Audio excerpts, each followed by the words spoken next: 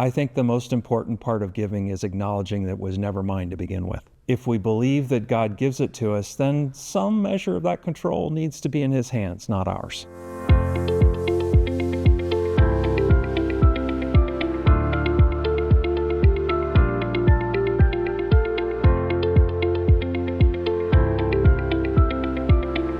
As a parent of teenagers, I can't say how much it means to include my teenager on an interview committee or a pastoral search team. It's been phenomenal, and it's turned each of my girls into the leaders that I know is inside there because this church gave them a chance to step into that. And with levity and being on the spectrum, CPC just understanding that she's wired differently. The recognition of her uniqueness gives back. And, the grace of that she gets to do the nursery every Sunday because she loves that. She has this lone wolf aura about her, but she's watching everything that goes on, and she knows if there's a kid who's looking on the outside who might want to participate.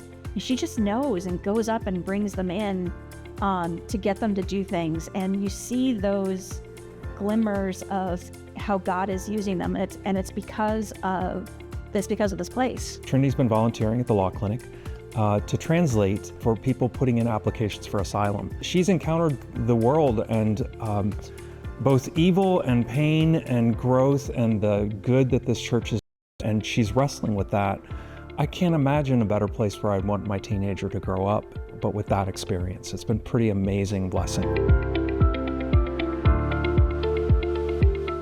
So I grew up in a very fundamentalist church where the law of the 10% was like you will give, and you take your gross paycheck divided by 10%, and that's what you give. That doesn't jive with the God-loving and cheerful giver. I do believe He is calling each of us to give a significant chunk of our income, and that 10% is probably there for a reason that God says that. I find much more value in it growing every year, that you're having a conversation, that we're talking regularly about how has God blessed us and how will that be added in and what will we do next. If I hold on so tight that I can't carve off a couple of percent, I have a different problem. I have a problem that I think it's all mine and that I have something to do with making that happen. And I don't think that's faith. If I'm holding on tightly that I'm in control of that, my heart needs some work.